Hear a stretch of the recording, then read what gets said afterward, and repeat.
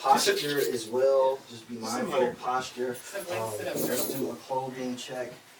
Okay. Yeah, because you didn't do that no more. Yeah, I did just let it. One day Hanging. your sock was inside the joint. I was like, the sock was inside his belly. I do have my teeth in.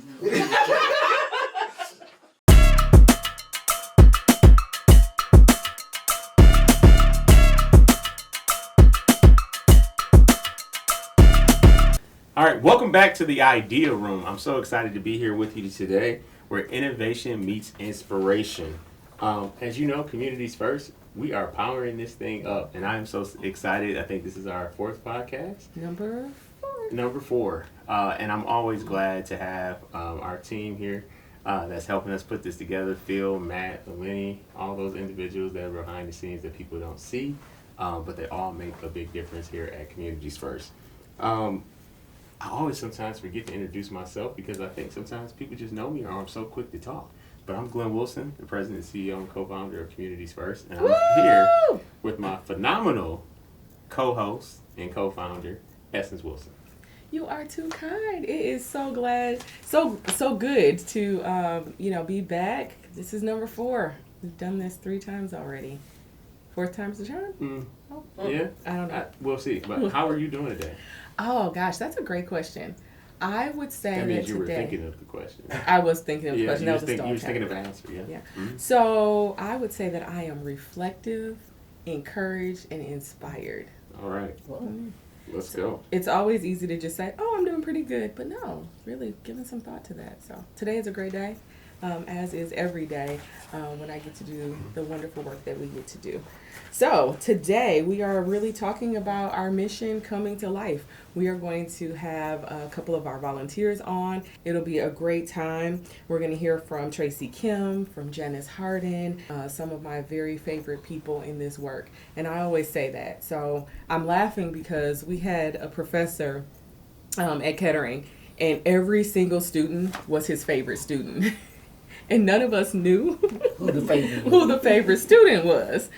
So we all thought that we were super special. But he did teach me that it's okay to have a whole bunch of favorites. And I think between the two of us, we could probably count hundreds, if not thousands, of people who truly have made an impact on our lives and who we have had an opportunity to do a lot with. You're my favorite. Oh, he really. You're my best. You're my best favorite. Yeah, there we go. All right. So you have a lot of favorites, but you only get a couple favorites. Favorites. Okay. Well, you better only have one favorite. I'm sorry. Okay, so moving on. HR. Okay, they lighten up. Good. As a reminder, at Communities First, we are building healthy, vibrant communities, and we couldn't do it alone. So we're going to have a little bit of a chat with some of our volunteers who have helped us to embody our mission and our motto. And our motto is empowering people, building communities. Yes, because we definitely couldn't do our work without our volunteers, which we call them team members here because they are a value asset of our organization. People say, like I've met people that just volunteer, right? Like when I mean volunteer, like we talk about this all the time, like we don't want all volunteers at Communities First. And people be like, what do you mean by that? Because some people just show up, they're there, and they're not engaged. And that's why we're saying that they're team members, right?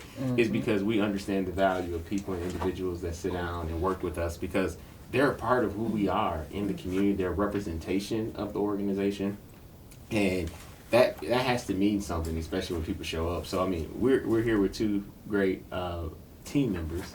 That's been a great extension of Communities First and who we are in the community, Traci and Janice. So thank you so much for both of you being here with us today. Yeah.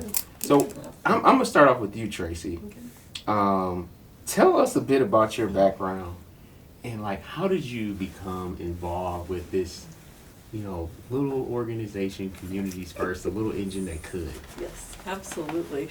First of all, congratulations on your podcast. This is amazing. Any opportunity for people to hear more about Communities First and get the word out, I think is fabulous. So I'm really honored to be here today. Thank you for asking me. I look back and this got me thinking, I've actually been with you guys for almost 10 years now, which to me seems crazy. Whoa. I know. I went back in my calendar, and I think the first event I volunteered for was in 2016.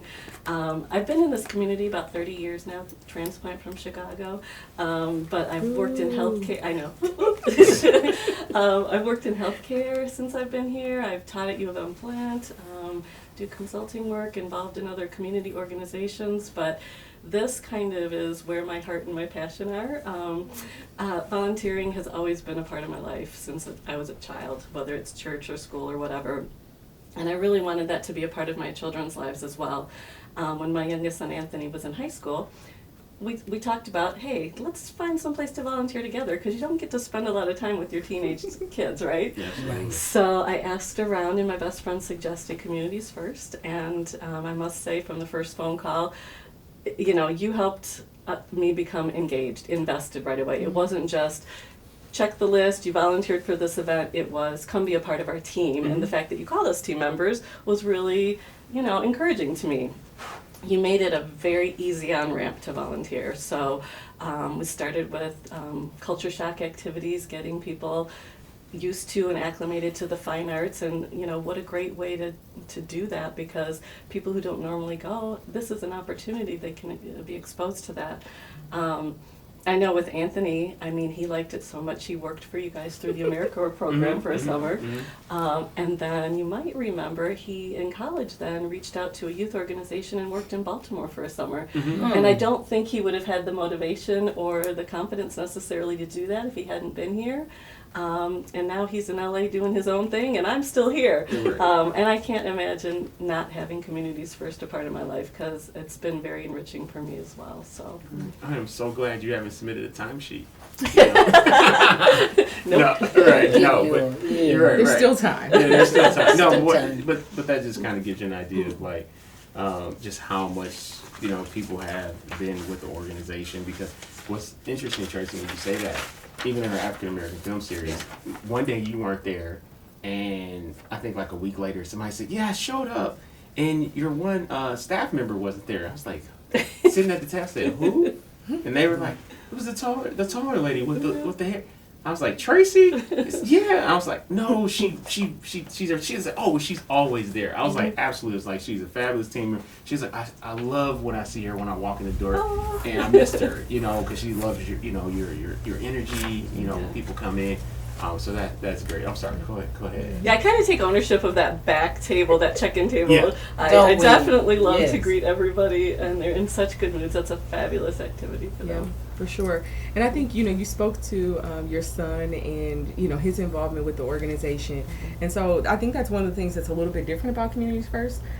Many of our team members become like family. I know that Glenn went to some of his track meets when he was graduating from college. We tried to make it work that we could like fly down. I know. And, you know, just because we're so personally invested and we want people to succeed, and we want to be a part of, you know, the positive things that are happening in their lives. So thank you for sharing him with us and for Absolutely. being on the team for the last 10 years. My pleasure. Yeah, Anthony could probably rip up this whole video and do the podcast for us, because he turned into Remotely. like, yeah, he turned into like this digital media genius, you know. Oh. So Anthony, just know we're thinking about you. For sure. So I want to give Janice an opportunity to share, you know, give us a little bit about your background, and then just tell my us why did you background, volunteer with Communities First. I've been in this community for a long time. We retired from General Motors. I worked with Hamilton Community Health Network. I did G-Card. And so I've been volunteering probably forever. Not only with Essence, but so many different organizations. I've been a mentor to quite a few, Big Brothers, you name it. I had to sit back and think about all the stuff I have done, all the volunteering I've done. And I believe in giving back, you know, because somebody gave to me. And so I don't know how we met. All I know is we instant. I'm so, what would be the word, so impressed with these young people. You know, I'm older, and I love when I see people that have integrity. So as soon as I seen that about them and how sharp and how smart, and they took my, you know, they valued my word, and I've been able to share some things with them in this community about the dynamics of this community. You know, when you're young, you know, that political part and just getting started. And so I've been blessed. I've probably been with you all over 10 years. And I wouldn't change it for nothing in the world. Yeah. You know, and so just doing, I think the cultural shock, the movies, and anything that they were doing, I've been blessed to be a part of. And I just love what they're doing because I always call them change makers because they have changed so many people's lives in this community, and this is what we needed, that people were authentic. So they're authentic. You know, they haven't got caught up in all the other stuff that, you know, you don't walk around with the big head. You continue to bring something to this community. They've been blessed. You know, they do Saginaw, they do Detroit. And I don't know too many young people that's doing that. So I'm laughing because I feel like we used to be the young people.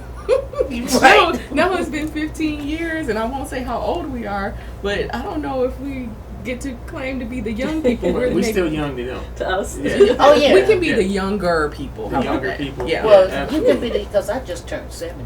See? Congratulations. So we still young. Happy birthday to you. So yeah, I'm Yeah. old enough to be your auntie. I ain't gonna be your mom, but I'm And one thing I'll say about Janice, and it's always funny, no matter where we go, no matter who we talk to, everybody is her cousin. Yeah. Right. So at some point, we need to look at your family tree. I don't know if these are real blood cousins. I got blood some cousins. a but lot of my family because I have both sides of my family, and I come from big family. We've been in this community, and then my other family on my father's side, they've been a part of this community, artists, and so yeah, I've been around for a long time. Yeah. So go ahead. No, I was gonna say I just thought about something. We were talking about where we met. I think we met at it was the building over off Cloud Road, and I think it was at a community meeting. Could have been. It wasn't. I think where the old Urban League was. Yes. And there was yes. some, and I think this was like towards when they were ending out. Yeah. And I think we met there at one of. Yeah, because I was a board member. Yeah, yeah. I've And been I with think the we Urban were League, hosting a Green Life or something. Yeah. Oh, wow. Yeah, and I think Janice showed up to the Green. Like now, when I just went back to think about that, wow, that Wow, definitely it's- goes. it's- Yeah, yeah, that it's goes way been a- back. Yeah, that goes back. But I remember, meeting Janice there, and she's like, I heard about you, and then we just, started talking from there, and then over time, she started getting more involved. But earlier we were talking a little about the African American Film Series, and other thing that Janice is very involved in is the Flint Institute of Arts here Yes. in the city of Flint. But as you know, there we were looking to do a new African American film series. I remember we Right. had mentioned this to you Right. when we were thinking about getting started with it, and we said, hey, what do you think about us having a black film festival here in the city of Flint? As we know, over 60% of our population in Flint is African American. African American. Or black, and we didn't have a film We didn't series. have a No film film festival here. I mean, you had every other type of film festival, and I remember you were on the board, I believe, at that time. We were approaching that conversation. Yes. And so, can you just tell us about like that experience, like how you feel like about the African American Film Series, and then also about it being an FIA and what that's been able to do? For me, is what would be the word?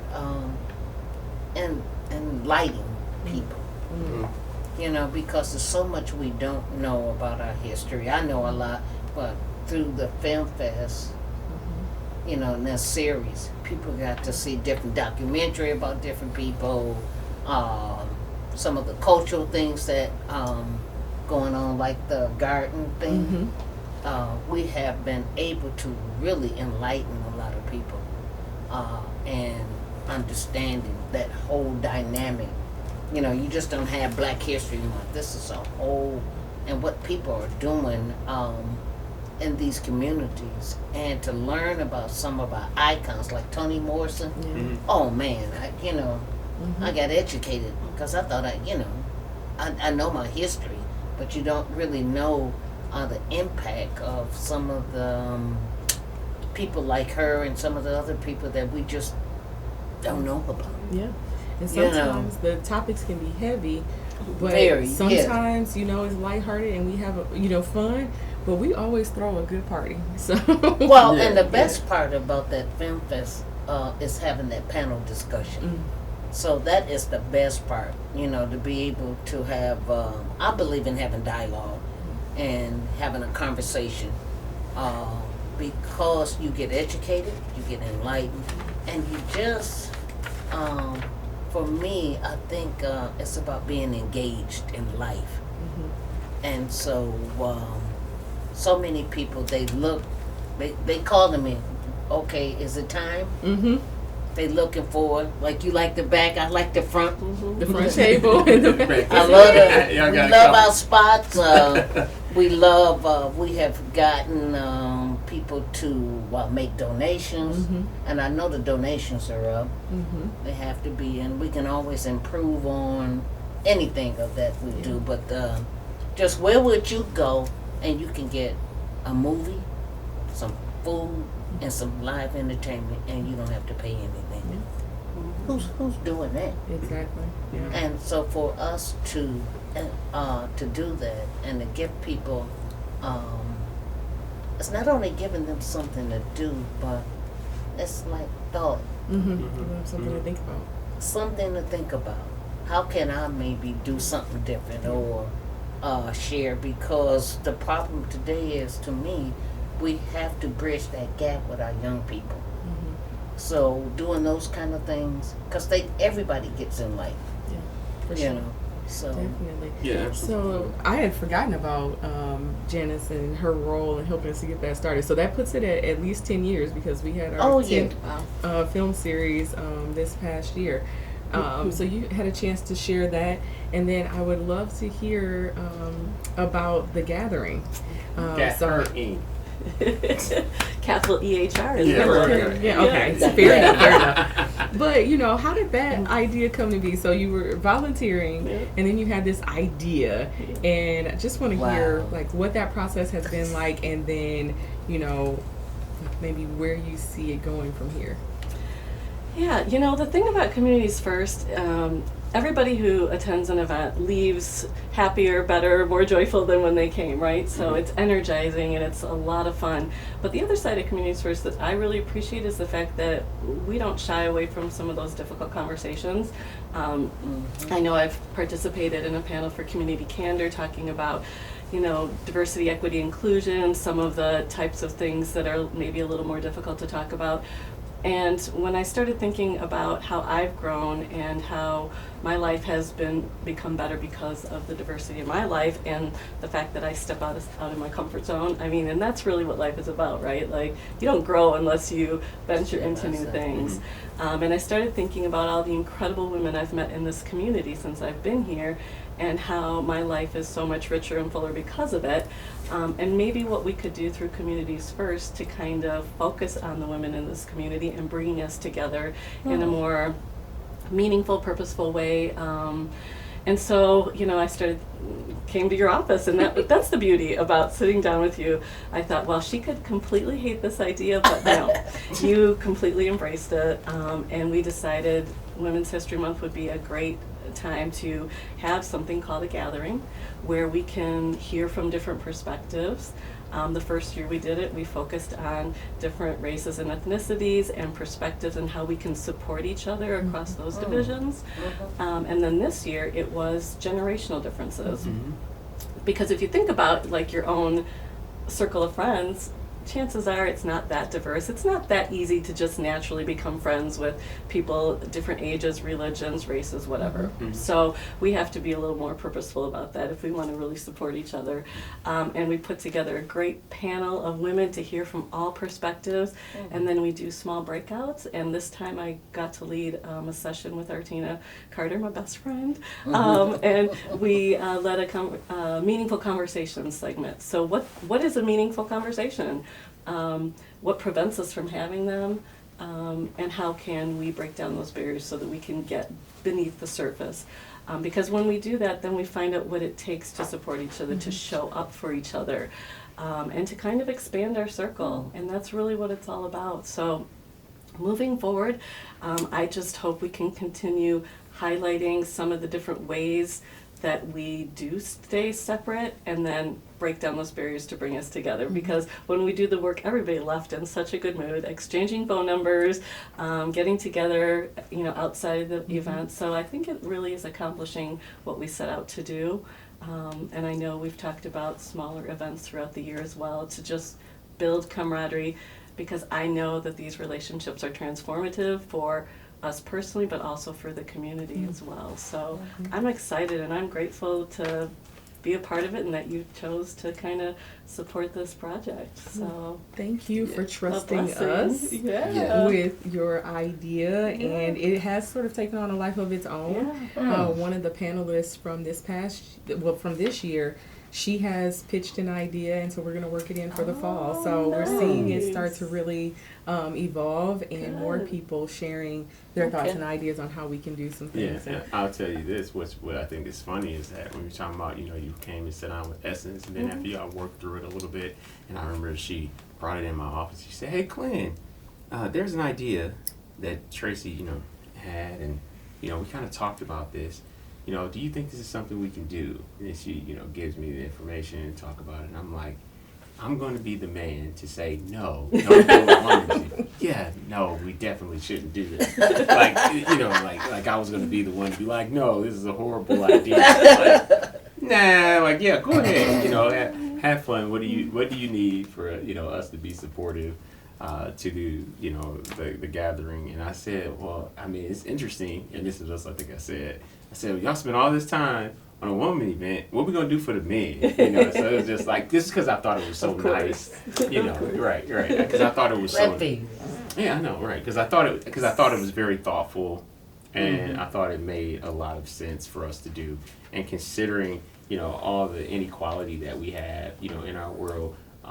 We need to create environments where women can be empowered, they can be supported, and then it's always been great because then the men, which we have been doing this, is making sure that we try to show up, and because usually have the women always running the events, and so we always ask our men here and other volunteering men in the event to come and actually serve the women, serve the food, and try to work the registration table, walk them to the where that's always, because I see it all the time. You go to a woman event and women are there serving women. Right? But you never have it where men are actually serving women, because women already do so much to serve us all the time. So we have to find ways to make sure that we're intentional as men to make sure that we step back and understand the importance of being a support, and being a support doesn't make you a weaker individual. Is actually showing more strength to actually step back and understanding that I am here to be a support. So thank you so much for you all, doing it, and I'm glad I can just be along and look like the smartest CEO in the world with you guys putting on this wonderful. I always tell people, we make you look good. It make you look real good. Don't make you look good. Yeah, make me look good. So thank you for saying yes, and kind of speaking of saying yes. What would happen if I said no? Like that? That wasn't really an option. See? So, Yeah, right. That wouldn't have happened. So I was voluntold. I was told that we were doing. I was strongly encouraged. I'm just messing. I wasn't. You were encouraged to say yes. No, you did say you yes. didn't have to encourage me though. And if you had said no, then But they too funny. But what? This gets back to the point of why we changed this from the no name to the idea room, right? That light bulb, right?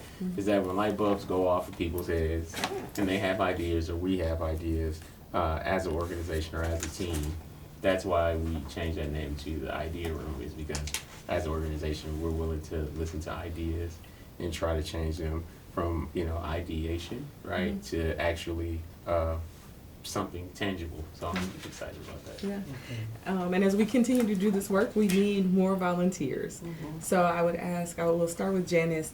Tell us maybe one thing that you have gotten out of volunteering with us personally, and then also why should others volunteer with us? Well, mostly the impact that you can have on people. People know that I do this. They know I'm going to be here. They come support not only me, but the event. And so it's just having an impact, because I believe in people having life, something other than their norm. We give people opportunity to come out and have that experience. And like I said before, where are you going to go and have that experience? Mhm. Food, music, and a movie. And so a lot of my friends look forward to this. So for me, that's the thing I like about it is that even some people want to volunteer. So Mhm. so some of the people that I know, they see you doing, then they want to do. Mhm. Cause it's just I don't know. It's what they say, a beautiful thing to be able to share, give back. The most important thing in this life is you have to know about giving back. So much is given to you, so you have to give back. And so for me, that's my main thing is giving back. And I love to share, and I love to enlighten. You know, I love to read, and I just look at our relationship from us. We're family. You know, I know your mother. We went to school together. And I was telling Traci, you know, I'm an artist, a watercolor artist, and because of them, it came to life and took a life of its own. You know, and so that's the beauty of what I give something, what we give to each other. So it's about giving. Everything is about giving and sharing and making somebody else's life better. You know? And I would wholeheartedly agree with you. The volunteers, the team members that we have, it's not just transactional. It's relational. And Yes, so we want, you know, I want to call if something's going on and check on you, make sure that you're doing okay. You have done that very well for me. Yeah, in the midst of some of the things I'm going through, and I appreciate that. I tell people, know that you're blessed to have people in your life that get you. See, I get you and Glenn.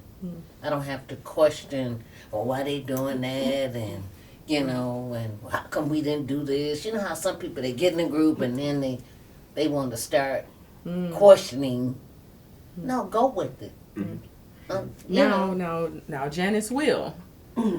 Question. Okay, I got a question. I just want to know. I'm not questioning you, right? But Okay, I want to ask know. the question. No, but you'll say, you know, hey, have we ever thought about this? Or you know, you come with ideas because you believe in what's happening. So you have ideas. We respect all ideas. Some things we can incorporate. Some things we can change. And there are some things that have been suggested and they don't come to fruition, or we can't incorporate it for 2 or 3 or 4 years. Right. But it's always value. So thank you for your contributions and your commitments to Communities First, and have thoroughly enjoyed our relationship. We care about you a lot, and just glad that you're well, and glad that you're a part of the team. Yes, I've been blessed. I got a journey to go, but I've been blessed. But I'm just excited that I could get back, you know, since I've been sick, and that I could get back to volunteering and being a part of you all, because I just love what you all do. And well, when you're a part of the team, it's not what you all do. We're all doing. we're all doing it. Yeah, we're all doing the work. And what, like the relationship me and Traci have, we just have that love and respect for each other, because we know we come to volunteer. We don't have an agenda. We can, what you want done, okay, we can do that. You know? And speaking of volunteering, when you were just answering that question, I guess, Traci, for you as well, as far as for you, like, what is volunteering, I guess, it's done for you, and then, like, what would you ask other people, tell them about volunteering? What would you recommend, like, how, if they should get engaged, and why they should get engaged? Yeah, like I said, it's been a lifelong. When you grow up and it's a part of your life, you never consider stopping. But when it's not a part of your life, it can be really difficult or intimidating to think about where to go, what to do. And like I said before, Communities First provides an incredibly easy on-ramp to getting involved. You can volunteer once a month, once a week, once a year. It doesn't matter. You can pick the activity you most enjoy. For me, I just approach all of my volunteering with 2 words: hospitality and humility. I want to make sure that everybody feels welcome, just like you make me feel welcome.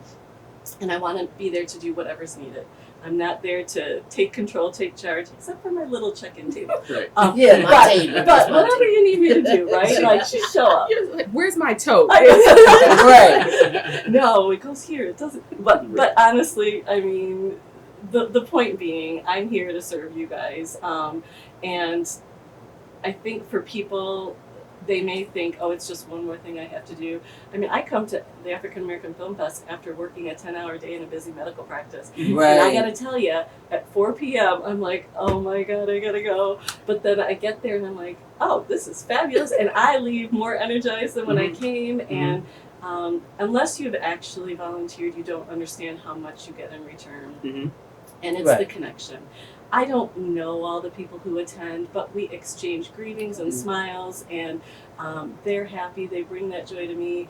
Hug Janice every time I see her. Yes, we always and just the look same. forward to it. So, Yes. yeah, there's some barriers to volunteering: time, resources, whatever, family. But again, bring your kids. Make it a family activity. Bring your best friend. Volunteer together. Make it something that you can grow and do. And again, you know, movies under the stars. That's a fabulous family activity. We need lots of volunteers to pull that off. African American Film Fest. We have different activities at the Oak Street. I've done crafts with the residents over there. Whatever it is, you know, if you want to do something, you know, ask you. You're like, yeah, hey, let's put it together. So I say it's a very easy on-ramp, like I said. Place the phone call and get started. Absolutely. No, that is awesome. I think because what happens is sometimes people think they need to start a whole nother organization, right? So that happens all the time, as we know. People say, you know, I want to go do this. And so I'm going to go start an organization to do this. And it's like, no, you don't have to do that.